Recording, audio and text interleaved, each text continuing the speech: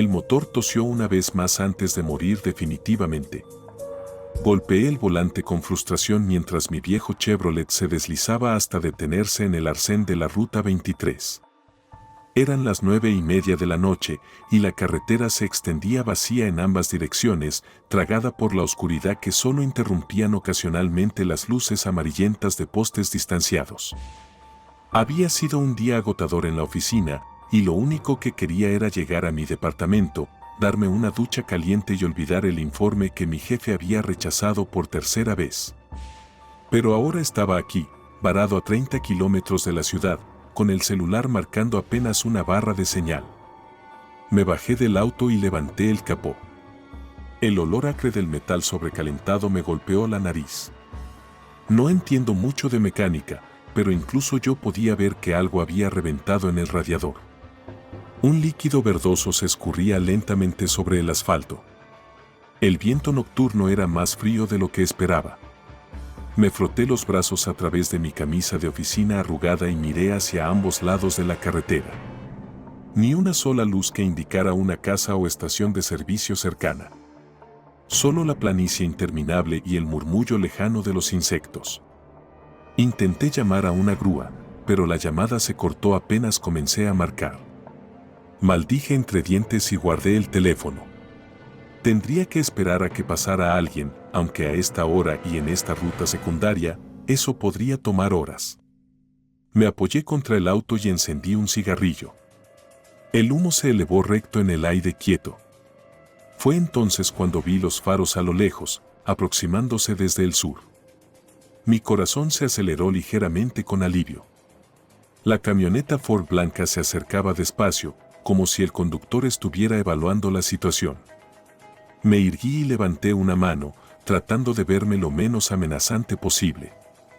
El vehículo redujo la velocidad y finalmente se detuvo unos metros adelante. De al lado del conductor bajó un hombre de unos 50 años, alto y delgado, con el cabello gris peinado hacia atrás y una sonrisa amable. Vestía una camisa de franela azul y jeans desteñidos. Sus ojos eran de un azul pálido, casi gris, y tenía esa apariencia relajada de alguien acostumbrado a los espacios abiertos. ¿Problemas con el auto?, preguntó mientras se acercaba, las manos en los bolsillos. Se me recalentó el motor, respondí, apagando el cigarrillo contra la suela del zapato. Creo que se reventó algo en el radiador. El hombre asintió y se asomó bajo el capó. Sus movimientos eran seguros, como los de alguien que sabía lo que hacía. Sí, definitivamente está jodido el radiador, confirmó. No vas a llegar muy lejos con eso. Se incorporó y me tendió la mano. Soy Roberto, por cierto. Martín, respondí, estrechándole la mano. Tenía un apretón firme, las palmas ligeramente ásperas. ¿Vas hacia la ciudad?, preguntó Roberto. Sí, vivo cerca del centro. Yo voy en esa dirección. Te puedo acercar si quieres. Mañana puedes venir con una grúa por tu auto. Sentí una oleada de gratitud. La idea de pasar la noche en el auto en medio de la nada no me resultaba muy atractiva. Te lo agradecería mucho. ¿Estás seguro de que no es molestia? Para nada, Roberto sonrió. No me gusta dejar a la gente tirada en la ruta. Nunca se sabe qué tipo de locos andan por ahí de noche. Mientras saqué mi maletín y chaqueta del Chevrolet, noté que Roberto me observaba con atención, pero cuando volteé, el hombre ya estaba caminando hacia su camioneta. El interior de la Ford estaba impecable. Olía a ambientador de pino y había un rosario colgando del espejo retrovisor. En el tablero, pude ver una pequeña fotografía de una mujer de mediana edad sonriendo junto a dos niños pequeños. ¿Tu familia?, pregunté mientras me abrochaba el cinturón. Roberto siguió mi mirada y su expresión se endureció apenas un segundo antes de volver a la normalidad. Era mi familia, dijo simplemente, poniendo la camioneta en marcha. Me sentí incómodo por haber preguntado, pero no sabía cómo disculparme sin empeorarlo. Decidí cambiar de tema. ¿Trabajas por esta zona? Algo así. Roberto encendió la radio, pero solo se escuchaba estática. Viajo mucho. ¿Y tú? ¿A qué te dedicas? Trabajo en una empresa de seguros. Nada muy emocionante. Los seguros son importantes, dijo Roberto. Nunca sabes cuándo vas a necesitar que alguien cuide de ti. Había algo en el tono de su voz que me hizo mirarlo de reojo, pero Roberto mantenía la vista fija en la carretera, sus manos relajadas sobre el volante. Condujimos en silencio durante varios minutos. Los faros de la camioneta cortaban la oscuridad revelando ocasionalmente un cartel de ruta o los ojos brillantes de algún animal en la distancia. Comencé a relajarme. Roberto parecía un tipo normal, probablemente un trabajador rural que conocía estas rutas como la palma de su mano. Fue entonces cuando noté que Roberto había reducido la velocidad. ¿Todo bien?, pregunté. Sí, solo, Roberto frunció el ceño. Me pareció ver algo en el camino más adelante. Me incliné hacia adelante, tratando de ver mejor a través del parabrisas. No distinguía nada inusual, solo la línea recta de asfalto que se perdía en la negrura. Ahí, Roberto señaló hacia adelante. ¿No lo ves? Entrecerré los ojos. Me pareció distinguir una forma oscura en medio de la carretera, pero no estaba seguro. Mejor nos detenemos, dijo Roberto, pisando suavemente el freno. La camioneta se detuvo a unos 30 metros de lo que resultó ser un perro de tamaño mediano, acostado en el centro del carril derecho. No se movía. Pobre animal, murmuré. Probablemente lo atropellaron. Roberto se bajó de la camioneta dejando las luces encendidas. Lo seguí, aunque algo en mi interior me decía que me quedara dentro. El aire nocturno se sentía más frío ahora y un olor desagradable llegaba desde la dirección del animal. Roberto se acercó al perro y se agachó junto a él. Me mantuve a unos metros de distancia. Desde donde estaba, podía ver que el animal no presentaba heridas visibles, pero tampoco parecía estar respirando. Está muerto, confirmó Roberto, incorporándose. Pero es extraño. ¿Qué es extraño? No hay sangre. Ni marcas de neumáticos. Roberto caminó alrededor del cuerpo. Es como si simplemente se hubiera acostado aquí y hubiera muerto. Sentí un escalofrío que no tenía nada que ver con el viento. Tal vez tuvo un ataque al corazón o algo así. Tal vez, Roberto me miró directamente a los ojos. Los animales sienten cosas que nosotros no podemos percibir. ¿Sabías eso? ¿A qué te refieres? A veces abandonan lugares donde algo malo va a pasar. O donde algo malo ya pasó. El viento sopló más fuerte, levantando remolinos de polvo que danzaron en la luz de los faros. Me froté los brazos y di un paso hacia la camioneta. ¿No deberíamos seguir? Es tarde, Guy. Tienes razón, Roberto asintió, pero no se movió inmediatamente. Se quedó mirando el perro unos segundos más. Es solo que, bueno, supongo que me pone nervioso encontrar animales muertos en lugares donde no deberían estar. Volvimos a la camioneta. Roberto arrancó el motor, pero en lugar de continuar hacia adelante, hizo una maniobra de 3 puntos y comenzó a andar en dirección contraria. ¿Qué estás haciendo?, pregunté, tratando de mantener la calma en mi voz. Hay otro camino, explicó Roberto. Más largo, pero evitamos eso. Roberto, la ciudad está en la otra dirección. Lo sé. Pero conozco un atajo. Sus ojos se encontraron brevemente conmigo en la penumbra del habitáculo. Confía en mí. No tenía muchas opciones. Mi teléfono seguía sin señal y estábamos en medio de la nada. Además, Roberto no había hecho nada realmente sospechoso. Solo estaba siendo cauteloso, lo cual era comprensible después de encontrar un animal muerto en la carretera. Pero a medida que pasaron los minutos y nos internamos por caminos cada vez más angostos y serpenteantes, comencé a sentir una inquietud creciente. Los árboles se habían cerrado sobre nosotros, formando un túnel verde oscuro que apenas permitía el paso de la luz de la luna. ¿Estás seguro de que este camino nos lleva a la ciudad? Pregunté finalmente. Absolutamente, Roberto sonrió, pero esta vez la sonrisa no llegó a sus ojos. De hecho, creo que reconoces esta zona. ¿Disculpa? Dije que creo que podrías reconocer esta zona. Miré por la ventana. Todo se veía igual, árboles, sombras, el reflejo ocasional de los ojos de algún animal. Nunca había estado por estos caminos. No, nunca he estado aquí. Roberto mantuvo la vista al frente. Qué curioso. El tono de su voz había cambiado. Había perdido esa calidez casual de antes y sonaba más calculado. Roberto, creo que deberías dar la vuelta. Este no es el camino correcto. Oh, pero sí lo es, Roberto redujo la velocidad. Es exactamente el camino correcto.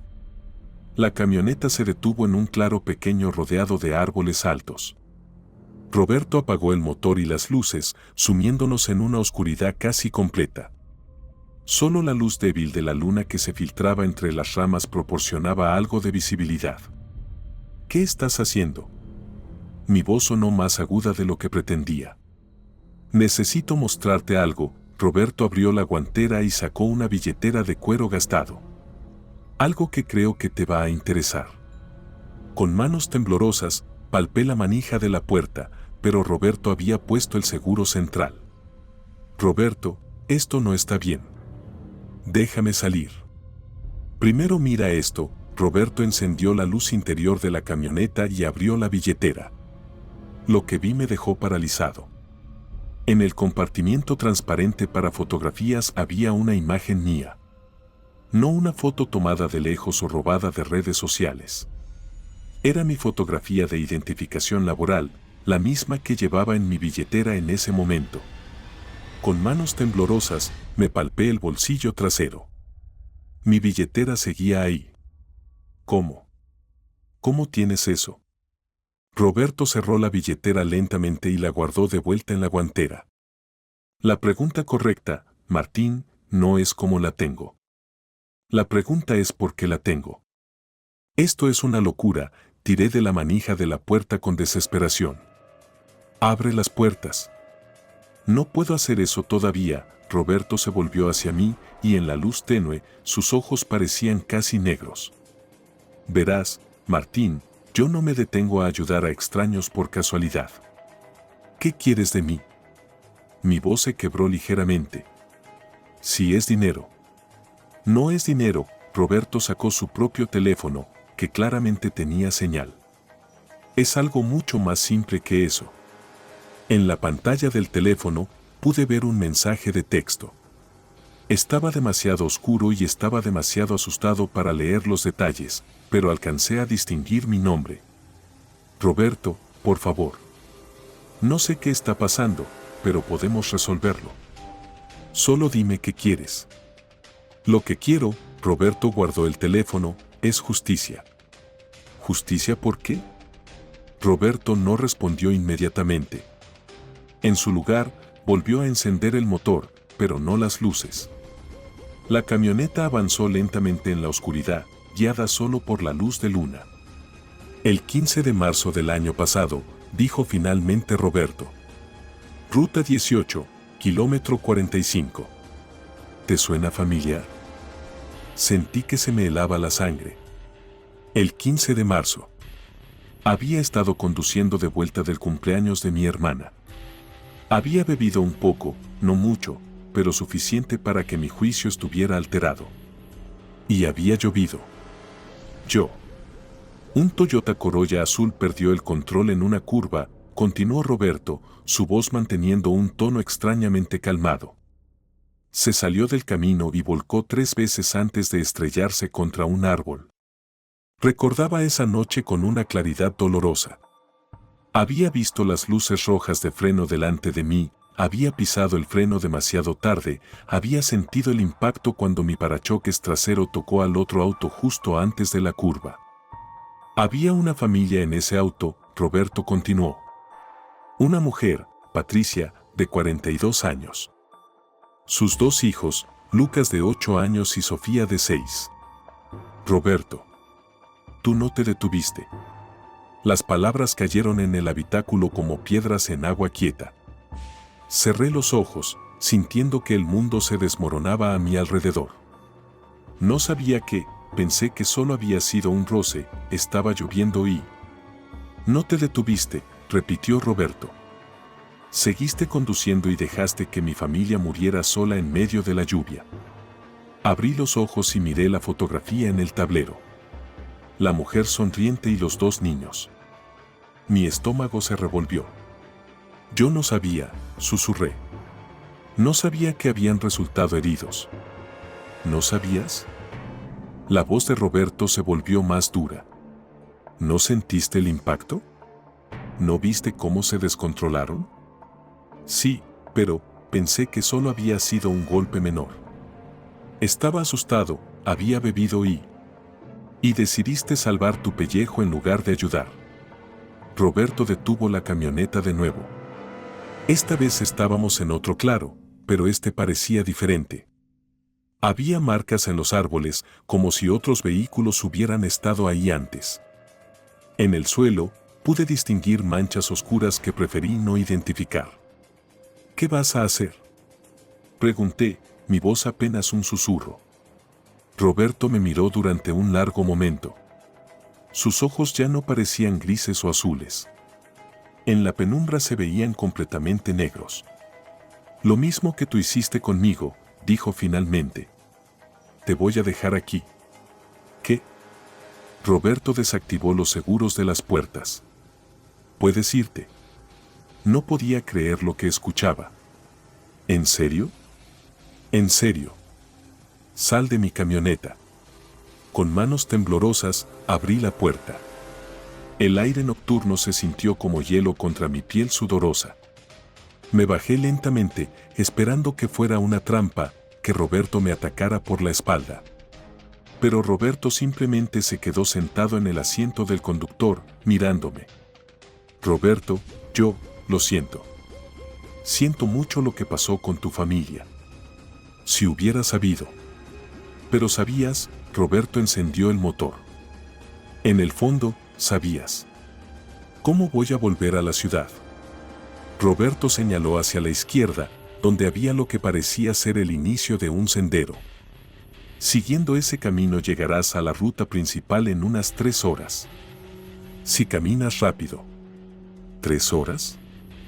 Roberto, por favor. Es lo mismo que mi familia tuvo que esperar antes de que alguien los encontrara. Roberto puso la camioneta en reversa.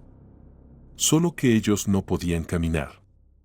Las luces traseras de la Ford se desvanecieron entre los árboles, dejándome solo en la oscuridad completa. Me quedé parado durante varios minutos, tratando de asimilar lo que había pasado. Mi corazón latía tan fuerte que podía escucharlo en el silencio del bosque. Cada sombra parecía moverse, cada sonido me hacía saltar. Finalmente, comencé a caminar hacia donde Roberto había señalado. El sendero era apenas visible bajo la luz de la luna y las ramas bajas me arañaban la cara y los brazos. Mis zapatos de oficina no estaban hechos para terreno irregular y ya podía sentir las primeras ampollas formándose. Después de lo que me pareció una eternidad, finalmente vi luces a lo lejos.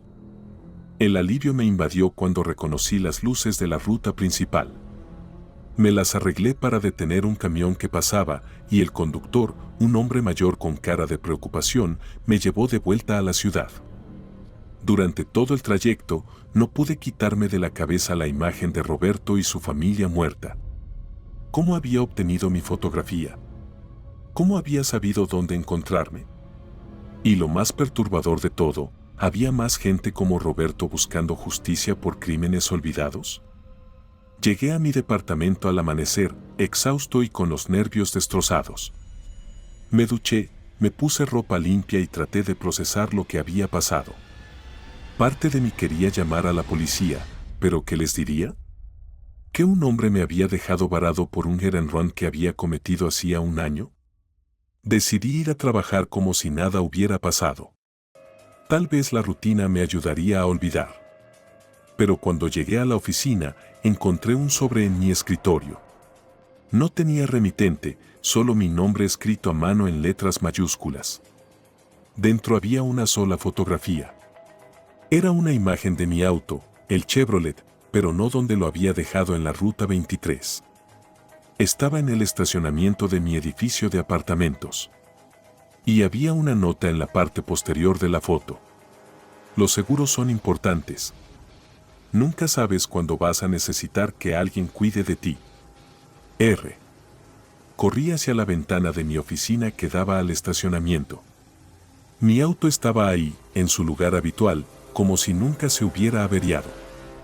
Con manos temblorosas, saqué las llaves de mi bolsillo y bajé corriendo las escaleras. El Chevrolet estaba impecable. El motor encendió al primer intento. No había rastros de problemas en el radiador. Pero en el asiento del pasajero había otra cosa, mi billetera. La que había llevado conmigo la noche anterior. La abrí con dedos temblorosos.